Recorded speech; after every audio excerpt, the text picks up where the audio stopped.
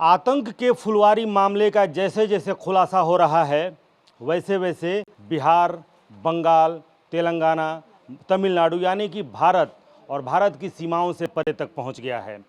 इस वक्त पटना के चूड़ी मार्केट में हम मौजूद हैं और इसलिए हम यहाँ मौजूद हैं क्योंकि सबसे पहले जिसकी गिरफ्तारी हुई थी अतहर परवेज, उसका दुकान यहाँ पर था। हालांकि चूड़ी मार्केट में ये दुकान फिलवक्त बंद है क्योंकि 48 घंटे के रिमांड पर परवेज और इमरान मलिक और उनसे पूछताछ के बाद कई अहम खुलासे हो रहे हैं। इनके अकाउंट से 80 लाख रुपए से ज़्यादा के लेन देन के भी सबूत मिले हैं और ये वो दुकान है चूड़ी मार्केट और आसपास में। हालांकि 8 साल पहले ये दुकान यहाँ पर इन्होंने शुरू किया, लेकिन इनका आना जाना यहाँ पे लगा हुआ था क्योंकि इसी चूड़ी मार्केट में उनके एक संबंधी या जान पहचान मुर्तजा की दुकान थी और वहाँ इनका आना जाना था, जहाँ ये मेहंदी झोले में रखकर मेहंदी बेचने का या सप्लाई करने का काम करते थे। और उसके बाद से 7 या 8 साल पहले ये दुकान यहाँ पर खुली है। कुछ पड़ोसी दुकानदार हैं। क्या नाम है आपका? अशरफ हुसैन, मोहम्मद अशरफ हुसैन। मोहम्मद हुसैन। तो जानते हैं आप अतहर को? हाँ, जैसे पड़ोसी के नाते तो जानते ही हैं, इसलिए कि साथ साथ में ही तो दुकान खुली है। मार्केट ही पूरा खुला था उसी वक्त। हाँ, 7 साल 8 साल हुआ मार्केट खुले हुए। तो उसी वक्त हम भी दुकान लिए थे, ये भी लिए थे, फिर वो चंदन वगैरह जो है वो भी लिए थे। तो किस चीज़ की दुकान थी? कॉस्मेटिक्स की। कॉस्मेटिक्स की।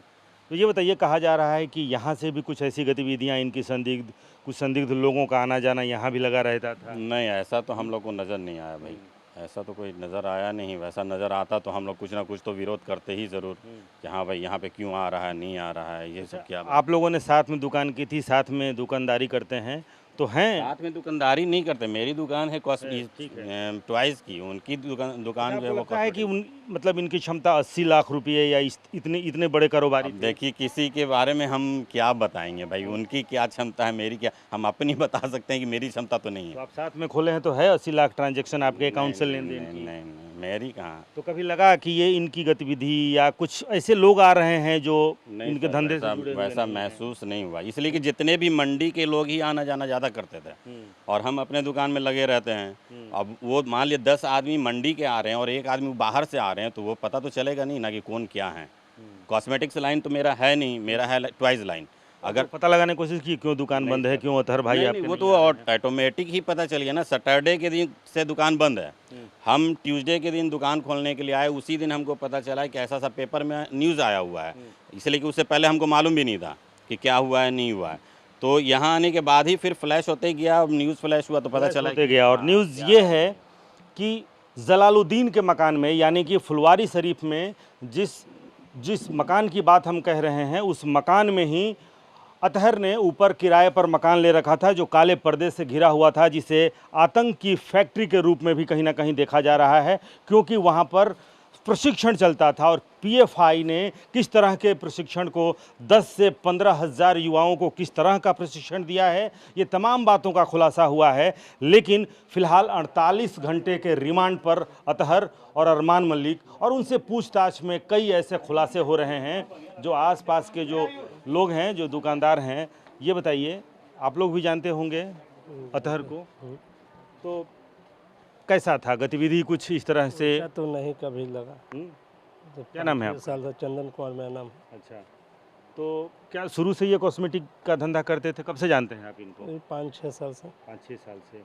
कभी कुछ ऐसे संदिग्ध लोगों का आना जाना? ऐसा तो कभी नहीं लगा। या इतनी बड़ी इनकी हैसियत है, 80 लाख रुपये, करोड़ रुपये? कभी नहीं लगा, कभी नहीं लगा। इस तरह की स्थिति नहीं थी। बताइए आप लोग भी। जी सर, हम लोग भी नहीं देखे कभी। आपकी भी दुकान है आसपास? जी, वो वाला बैंगल्स वाला। अच्छा, क्या नाम है आपका? जसीम आलम। जसीम आलम जी। आलम साहब, किस तरह से बातचीत होती थी? कभी बातचीत में कोई ऐसी बात? नहीं, वैसा कभी कुछ फीलिंग वैसा नहीं हुआ सर। बस आते थे, वही फिर बैठे 10 मिनट। किसी ऑर्गेनाइजेशन से जुड़िए, इस तरह की कोई बात, पीएफआई की चर्चा? नहीं, हम लोग से तो नहीं करते थे, हम लोग से नहीं। यहाँ कोई इस तरह की चर्चा नहीं? नहीं। कब से जानते हैं आप उनको? हम 4 साल से जानते हैं। 4 साल से, जब से इनकी यहाँ पे दुकान है? नहीं, उसके बाद हमारी दुकान अच्छा, है। उसके बाद आप आए। लेकिन मेहंदी का कारोबार वो करते थे और लोग बता रहे हैं कि झोले में रखकर मेहंदी और उसका सप्लाई यहाँ पर बहुत सालों से, उसके पहले से करते थे। उसके बाद से मोहम्मद मुर्तजा नाम के अपने संबंधी से उनका परिचय हुआ और उसके बाद से मोहम्मद अतहर ने 5 साल पहले यहाँ पर अपनी दुकान शुरू की, कॉस्मेटिक की दुकान, और उसके बाद से पीएफआई की गतिविधियों में वो संलिप्त। पीएफआई की गतिविधि क्या कहें, पीएफआई की एक तरह से प्रशिक्षण शिविर, जिस मकान में जो आतंक की फैक्ट्री के रूप में काम करना शुरू किया और उसकी जड़ें पूरे बिहार में, और बिहार में अब 10 से 15 हज़ार ऐसे लड़कों को जिनका ब्रेन वॉश किया गया और उन्हें उस तरह की गतिविधियों में संलिप्त किया गया, उनको प्रशिक्षण देने के लिए देश के अलग अलग हिस्सों से प्रशिक्षक आए। तमाम तरह की बातों का खुलासा हो रहा है और 48 घंटे के रिमांड पर मोहम्मद अतहर, परवेज और उनके साथ अरमान मलिक, जिनके अकाउंट से 80 लाख रुपए के लेन देन के भी सबूत मिले हैं। लेकिन इंतज़ार करिए, जैसे जैसे मामला आगे बढ़ रहा है, जैसे जैसे पूछताछ हो रही है, देश की कई सुरक्षा एजेंसियां इनसे पूछताछ कर रही है, वैसे वैसे इस मामले में कई बड़े अहम खुलासे होने बाकी हैं।